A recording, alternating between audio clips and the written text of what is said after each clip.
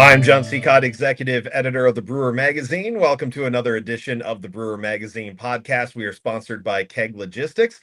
You can check them out at keglogistics.com/brewermag. And don't forget to like and subscribe to the Brewer Magazine podcast, as we are here weekly giving you business insights and business resources for your brewery and cidery, as we'll also be a part of ciderbusiness.com and sharing content that way as well. Well, coming up in the July-August issue of Brewer Magazine, going to be writing about innovations in beer packaging. And I sent these questions out, already hearing some great insights from Dust Bowl, and Untitled Arts are going to be a part of it, along with Highland. Saranac and Matt FX are all going to share, along with kombucha company Nova out of San Diego. But I got a reply back from Katie at Upslope Brewing. And she said, you know what? We do have an innovation in beer packaging that is coming forward for us right now. And I think you'd be really interested in it. And she started sharing with me. And I'm like, that sounds really cool. We want to include that in the print issue as well. But I wanted to sit down and talk about it here on the Brewer Magazine podcast. So when it comes to your packaging, most breweries focus on that preservation aspect, keeping oxygen out, locking in the freshness. But what if your packaging could do more for your beer? That's right. What if it could actually enhance it the moment that you crack that beer can open? That is what BevBoost is all about. It's a new in-can widget that is giving you an opportunity to add hop aroma and flavor as soon as that beer can is cracked. And Upslope is actually the first one to do it with Boosted, a hop-boosted IPA. And Matt Cutter, who is the founder of Upslope and also the CEO of this new company called BevBoost, is going to be talking with us and sharing with us about what this all is about when it comes to innovations in beer packaging. This new product is just coming out. Check it out later near the end. I'm going to actually crack open these cans and see the difference between this one without a widget and this one with. So keep listening. Matt is really sharing some great information about a new packaging innovation here on the Brewer Magazine podcast. This Brewer Mag podcast is sponsored by Keg Logistics. Now's the perfect time to review your keg management strategy. Whether you're seeking a truly flexible keg rental program or intrigued by the seamless distribution freedom of paper fill, Keg Logistics is ready to craft a personalized solution for you, ensuring you receive the kegs you need precisely when you need them. For details, visit keglogistics.com/brewermag. Keg Logistics, modern solutions for keg efficiency. And we are joined with Matt Cutter of BevBoost and Upslope Brewing. Matt, thanks for joining us here on the Brewer Magazine podcast. Excited to be here. Thanks for having me, John. Yeah, and so obviously Upslope, kind of your first love of BevBoost is the new thing for you. But take us to the beginning. What inspired the development of the BevBoost product? And we'll get into exactly what it is here in just a second as well. Yeah, sounds good. I think it was 2016 that I first had this idea, and then ended up putting it on my whiteboard right here. Just two words. It's kind of faded now, but it's just said hop widget. So we have every week we have a new product development meeting. We're going over all kinds of, some ideas crazier than others in terms of, what could be next for us. We're always innovating. It's part of our DNA. We have our original brewery still online here at Lee Hill, which has become our R&D brewery, and we throw a lot of things at those folks working over there and that location. We're just like, all right, try this. So this was in that new product development meeting. It was an idea that I had I think at the time we were launching our IPA series. We have a lager series, an IPA series, a sour series, and we're talking about the next IPA we come out with, and I don't know, it just kept stirring around in my head. It's just like, why hasn't anybody figured out how to make an IPA last in a can? There's nothing like cracking an IPA out of a can that was packaged within a day, a week, even 2 or 3 weeks. But after that, I've always noticed that the hop aroma, the hop flavor degrade over time, and if you have a good palate, oxidation increases. So just like, you know, I'm no chemist, but maybe there's a way to get around this. So my head went to the Guinness widget. So Guinness puts a widget in a can. It's basically a ping pong ball with a couple holes in it, and puts a drop of liquid nitrogen into the beverage, into Guinness. Well, when it's packaged, they turn it upside down, and this widget floats into the headspace and absorbs the nitrogen from that nitrogen drip. Because gas, third grade physics, gas wants to go from a high concentration to a low concentration environment, high pressure, low pressure. So it naturally wants to go inside of that ping pong ball. And then when you release the nitrogen by cracking open the can, same physics. The gas wants to go from the high concentration inside the can, inside the widget, to the comfortable pressure that you and I are talking at right now. Yeah. So initially, my idea, expanding from that, was like, well, what if you could infuse CO2 with hop oil, so that you get this burst of hop aroma from a similar widget. My reference point was oxygen bars. I doubt they have those in Ohio, but here in Colorado, they exist. I've actually never been to one, but I've heard of them, and you can get like lavender flavored oxygen. You can get, mint flavored and lime flavored and all these other things. So I was just like, I wonder if that's even feasible to do something like that. So started thinking about that, and then I ended up talking to our brewmaster and an advanced cicerone, Alex Meyer. And Alex, does a lot of things for us, one of which is investigating new products, especially on the hops side of things. We'll often get bales of hops that have no names, that just have numbers. And we'll try them out with different beers, and we'll get feedback to these hop producers, these hop brokers. And he's like, there's this stuff that just came out on the market, and it is an aqueous-based hop extract. Okay, aqueous. Yeah, I think I know the water. It's water-based. How do they do that? Well, they have a special process and all this. Okay, so more than just hop oil. And what I heard is that these products were actually intended for hop waters. So you add them in the bright tank, carbonate it, and package it. So we, at that point, I contacted a local engineering group called Boulder Engineering Studio. And I walked into there with a freshly packaged Upslope West Coast IPA and a 4-month-old can of West Coast IPA and a can of Guinness. I'm like, here, you guys, taste this. Handed them the fresh can. Oh, that's great. Nice IPA. This tastes fantastic. Smells great. Yep. Okay, try this. And the 4-month-old. They're like, yeah, it's not the same. Yeah. And then we opened the can of Guinness.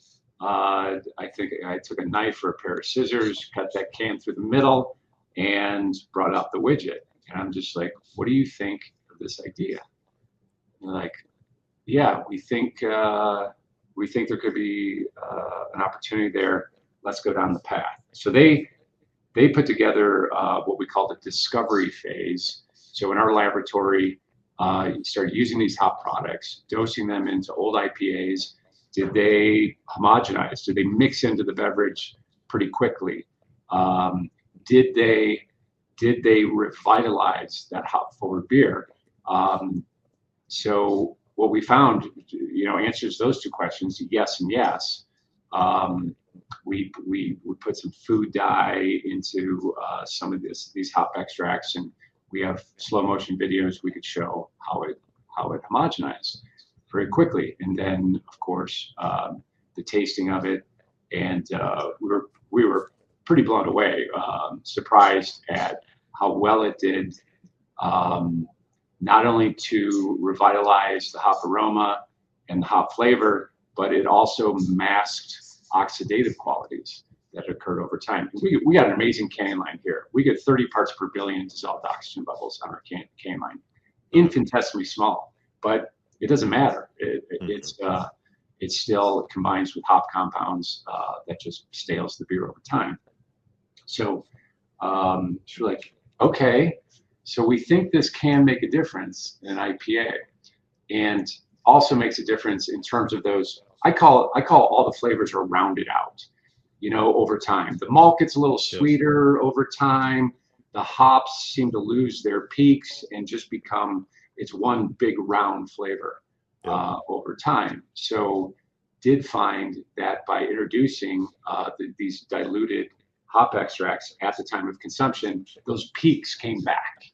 The bitterness and citrus flavors and aromas and all these peaks that hit your tongue with a fresh beer had returned. It's like, okay, that's pretty cool. And then I started talking about this concept with a friend of mine, a serial entrepreneur. We were coming back from we're kiteboarders. We were coming back from a kiteboarding trip in the Keys. And I remember we're driving across the bridge going to mainland Florida. And he's like, so what have you been working on? I'm like, well, I got this project. I don't know what's going to happen next. So he was intrigued. And then a couple of weeks later, he's like, listen, I get all kinds of decks of ideas across my desk. And this one checks all the boxes in terms of improved taste, improved flavor, comes pretty close to being cost neutral. It reduces shelf life. So it's a win for the consumer and it's a win for the producer when it comes down to it. He's like, do you think I could get involved with this? I'm like, come on, man, I need you. Yes, I can't handle this myself. And bringing his expertise in, we went to phase 2 with Boulder Engineering Studio to develop the widget.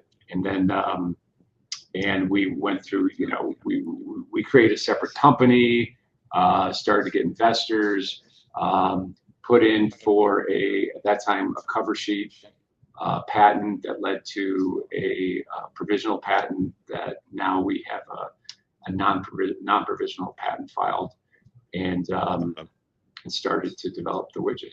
So that was the beginning. That's really awesome. And it is how, again, there is already something on the market like it with the nitro widget. How much of a difference do you have to be able to have it patented? Is it because you're putting something different in it that makes it a different technology? Yeah, it's the patent it's completely different. It is it's 2-chamber instead of 1. It is different function, different shape. It has a lid on it. It's not what's it called? Still welded like the Guinness widgets are. And the Guinness widget, it's been around since the late 70s or mid 80s, and so the patent has been expired for quite some time.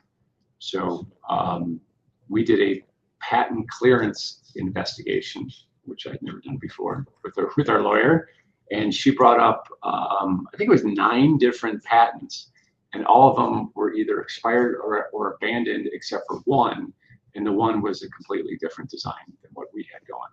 So we're just like, wow, the road is clear to go forth and innovate. So we did, and we went down this path with Boulder Engineering Studio, and it was May of 2024. They came out with a design of this widget. This is a 3D printed widget that, as you can see, the lid is detached from the base. to see the plausibility of this. They did a bunch of studies, and there's a very small hole in the top of this that leads to the outer chamber. So the inner chamber is where your flavoring goes in terms of Upslope Hop-Boosted IPA. It's a hop extract, diluted hop extract, holds about, let me see, 4.2 millimeters is that, and it's about 5 millimeters on the outside chamber. So the gas goes into the outside chamber. We're just borrowing it from the beverage itself. You don't have to add any extra CO2 or anything like that. And we're using it to activate the widget when you crack open the can to release the flavoring in the inside chamber. So after coming out with that and doing some additional testing, we ended up with our final design. So this is completely different kind of plastic, a lot of changes in design. We did a lot of tests on how well it's sealed. And of course, not only does it have to seal really well, but it also has to open when you crack up the beverage. So the first ones, you know, the open rate wasn't that great. So we're about 6 iterations into this particular design. And this is the design that we're using in Upslope Hop-Boosted IPA.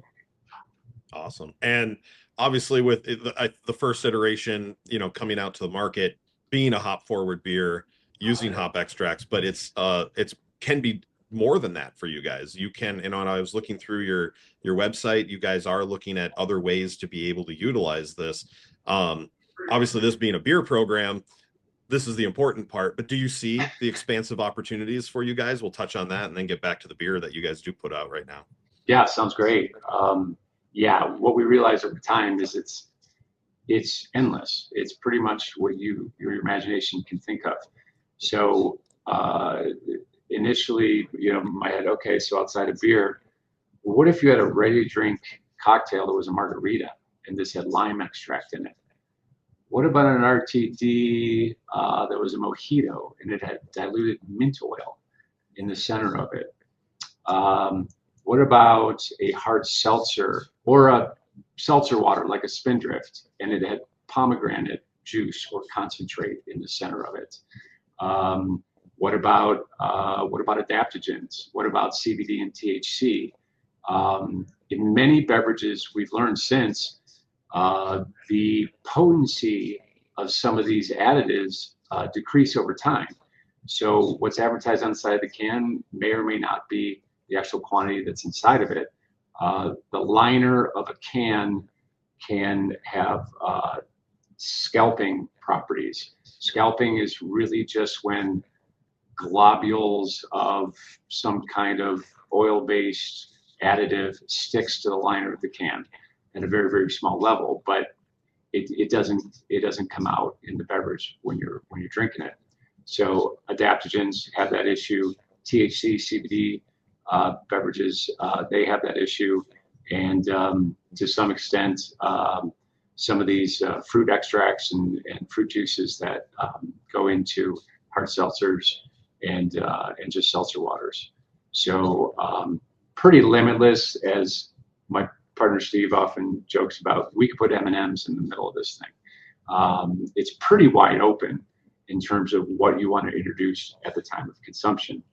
There was a day here when I picked up a ready-made salad from Trader Joe's and took it in. I was eating for lunch. I took the top off.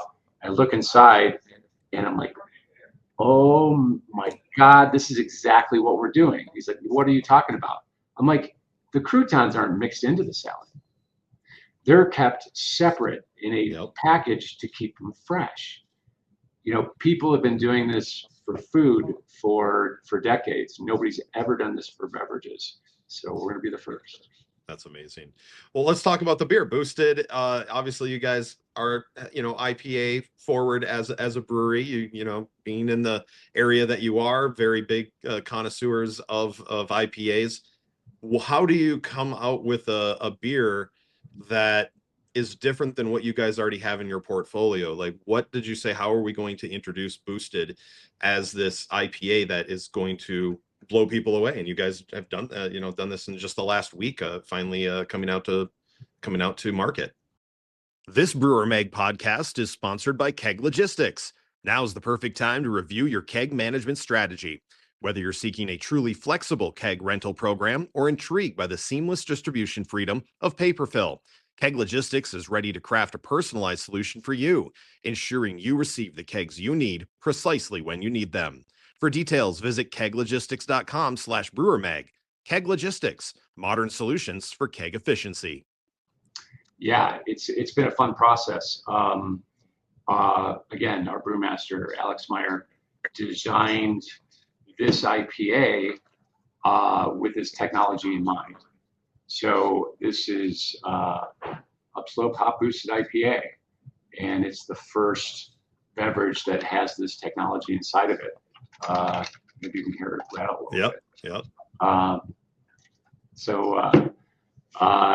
It is a base beer. It's actually a fantastic base beer. We filled a number of cans without widgets in it and sent them out to folks. You'll be getting those as well, so you can do a side by side. Awesome. So the base beer is a great IPA. We reduced the dry hopping by about 25%. There's part of your cost neutral advantages there. Yeah. And because the rest of the hops are introduced with the widget. So we used a lot of some newer hops in this, Crush being one of those, and we used some cryo hops. This is all in the base beer, and it's basically a West Coast style IPA.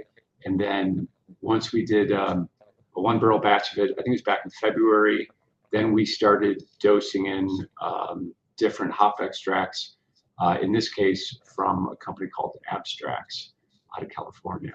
And they've been great. They've been holding our hand through this whole process. And what we decided is that with adding a combination of Citra, Galaxy, and Strata hops, we got this great finish, this great complement to this base beer that we had already created. And so that's what we ended up with. Very cool. One of the things I think I read, and I can't remember if it was in a press release or if it was in the video that you guys have on the BevBoost website, but it's really creating a new drinking experience, a new kind of drinking experience for consumers, which the word experience has become so important. It's not just we have a great beer, it's we are giving you a great experience. How does something like this, being able to take that first sip from the can, smell it, and it has a completely different blow you away type of thing, how is that elevating the product experience going forward? Yeah, it definitely introduces those peaks that I was talking about earlier. And it could be peaks from just about any additive that would normally be more subdued without it. So that's part of the experience. The other part of the experience is, when you crack open the can, that happens inside, and you get a little bit of foaming depending on, how many volumes of CO2 you have inside your beverage and all that. But as we've been talking to a lot of folks actually around the world, it's Turkey, the UK, Netherlands, now Australia. They, especially the folks in the UK, refer to it as theater. Oh, and people will love the theater, and we're like, you mean no? You don't have to drink these in a theater. What are you talking about? And everything, and they're talking about essentially the drama of the widget opening inside the can and that interactive experience. Look what I just did with my beverage when I opened it. So yeah, there's good theater there. That's awesome. Is there anything that, obviously it's coming out right now, but have you done thoughts on how this increases shelf life, or is there extra storage requirements, for when it's out on a shelf or in a case somewhere? How has that kind of been a part of the thought? I'm sure people, when they're thinking of, are we going to do this, having that kind of information? Yeah, for sure. We're we're pretty confident it'll extend the shelf life by 60 days. We have a 120 days shelf life now on all of our hop forward beers. So we have, upon packaging this just a couple weeks ago, we now have several of these with a widget, without a widget, in cold storage and in warm storage. So we'll do longevity testing and we'll see the difference it makes over time. But yeah, we think it's definitely a shelf life extender for more than just beer. Sure. And like you kind of touched on this, the ROI aspect of it is you might be saving somewhere on the back end if a brewery is going forward with this. Have you had those conversations yet with other breweries? Are you guys kind of still just the guinea pig right now and wanting to show this proof of concept? I mean, where is it in the grand scheme of pitching other breweries to get on board with this? Yeah, for sure. We've talked to a number of other breweries, and they have been definitely a little bit in wait and see mode. And we are most definitely the guinea pig. We have automation for this that is it's not as fast as it needs to be right now. And so the first couple of packaging sessions created definitely involved a lot of us and a lot of time and in order to get just this production out. And Sure. I think we ended up with 300 or 350 cases over a couple of different packaging sessions. Our canning line is 350 cans per minute, so we had to slow it way down in order to accommodate this automation. Also, the automation is the first of its kind. We are our partner in this is Alexis Foreman from Wild Goose Canning. Wild Goose Canning grew up right next to Upslope at our North Boulder location when we were hand canning beer in 2008, 2009, and painfully doing it at 6 cans a minute. So they helped us and they designed the first ever Wild Goose canning line at our facility. So that automation is still coming along to put these into cans. So smaller brewers can pick this up pretty quickly. We're doing about 40 cans a minute, pretty slow for us. We're in the process of probably by August, we'll have a 200 widget per minute line that will drop these widgets in between the filler and the seamer on the canning line. So we realize we're going to have every canning line is different, every brewery is different. So it's going to take some creative adaptation of the equipment we have in order to get it onto people's canning lines. But no, we're definitely having conversations with several brewers into implementing this. Well, obviously, it's been early on in the out to market right now. You guys released this on June 4th, but what have you seen in this first week of consumer perception of this? Yeah, I'm getting a lot of calls and texts and emails of people trying it for the first time, and people seem pretty jazzed about it. Like you said, it's pretty early. It hasn't even been in the market for a week yet. We had our big launch party last Wednesday, and we had a countdown to the first cracking of the first beverage that has this technology in it. But yeah, great reaction from everybody at the launch party, and yeah, we're launching it primarily in the independent liquor stores right now, and yeah, we're talking to some of the chains as well about this, and so it's been pretty quick. Within just a few days, we're at a little bit under 100 accounts, just rolling it one at a time, and it's time to make some more. So we're we're planning on packaging again this time next week, and it's probably going to be a little bit hand to mouth for a while. Sure. Now, will this be a work on one style, one beer, one can for a while, see where you go with it before you guys start kind of spreading your wings? Yeah, exactly. So there was some discussion about introducing it into our Citra Pale Ale or our West Coast IPA. We're actually doing some experimentation yesterday with our Spruce Dip IPA, introducing Spruce Dip flavor with the widget. And the bottleneck is that widget line. We can't, for the volumes we produce for our Citra Pale and West Coast IPA, it would be a lot of long packaging sessions right now. So as we ramp up here in the next couple of months to the 200 widget per minute line, those options become more readily feasible. And but then we're like, well, you know, we produce hard seltzers here too, so you could have the same base hard seltzer, and the flavoring would be introduced with the widget. So a lot of opportunities for that.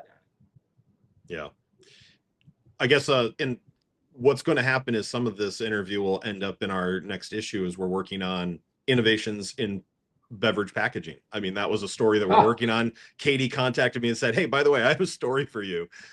So that, and we kind of led into this. So I was like, let's make a podcast, but let's also talk just a bit about, because this is what you guys are doing. You're thinking forward. You're looking at ways to be able to, like we talked about, experience innovation in packaging.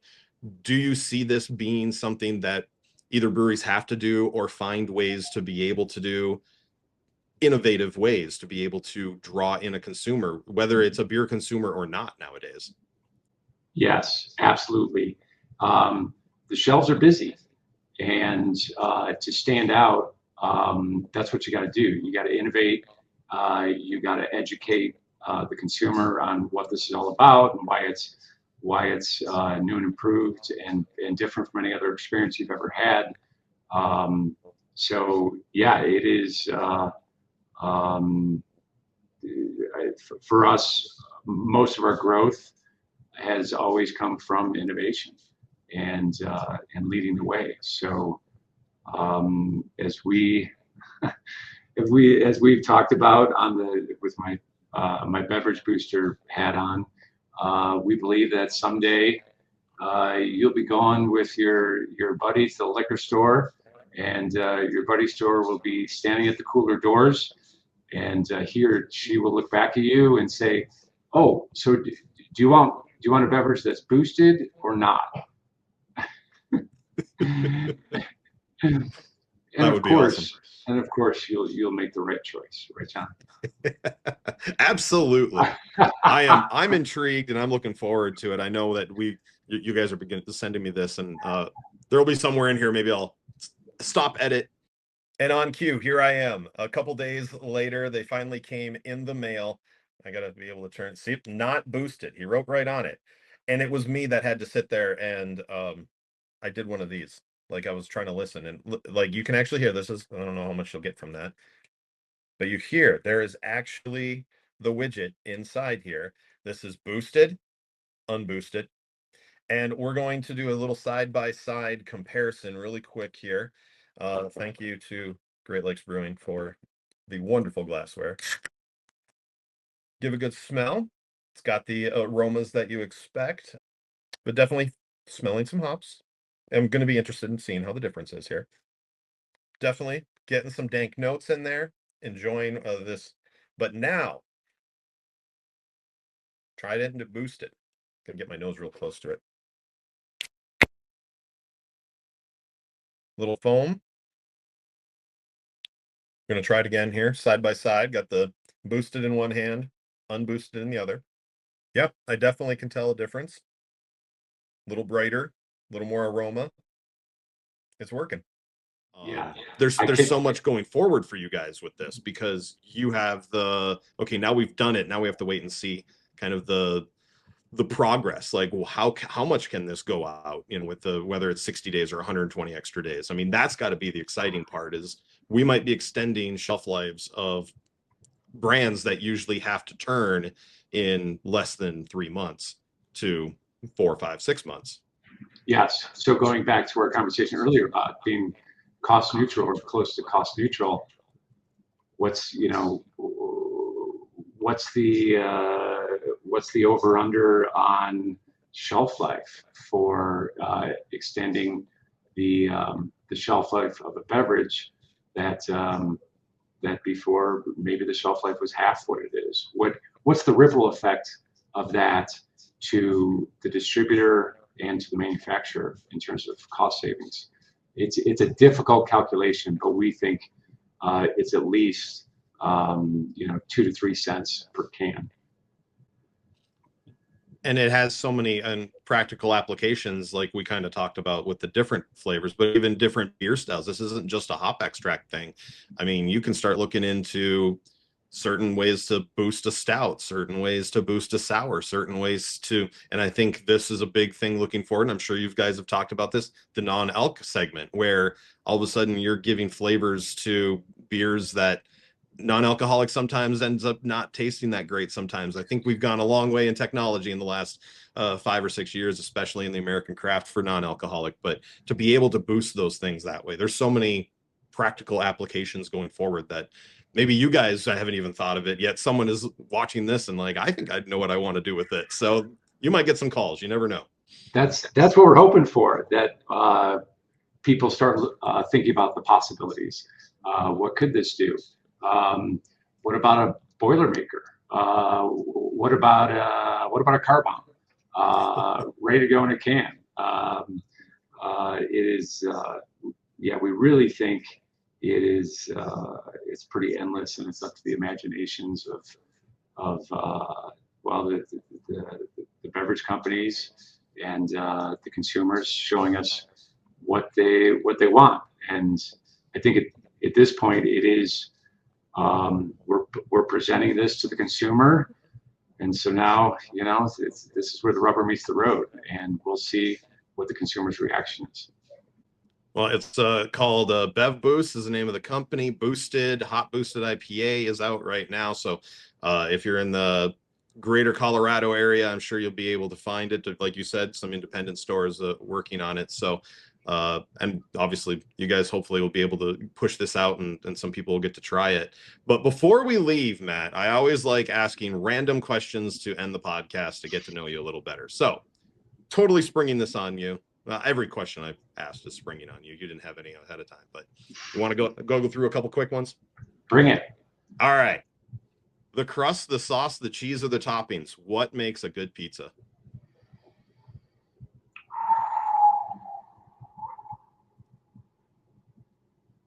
I go sauce, because there's a lot of different kinds of crusts out there, and sometimes they're just different. Not better or worse, but man, a below average sauce on a really good pizza is just a lost effort. Absolutely.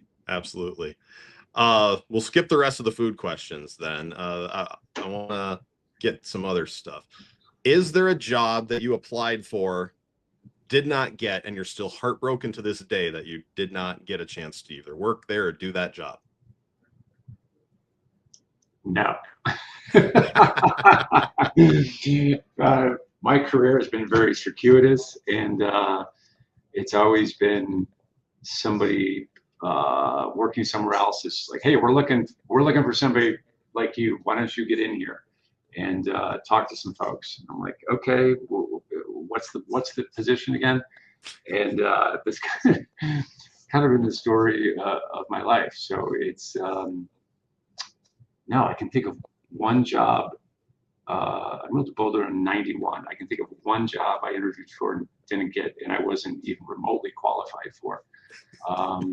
And I went down a much better path. So no. How about this? We'll get finish it up with some beer. What's a brewery that you wish you had opened, or a beer brand you wish you had created?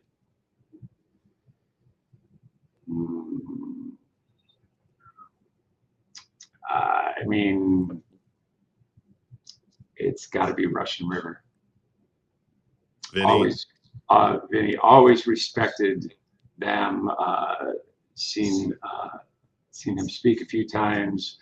I love their business model, and in most people's minds, they can do no wrong, and I think that's deserved. So, yeah, Russian River.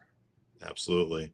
Well, awesome. It was great to get to know you a little bit. Great to talk about this new adventure that you guys have. Hopefully it springboards and you can point to this as opportunity to be able to share with so many brewers that this is what you guys are doing, and hopefully it has a great 2025 heading into even 2026.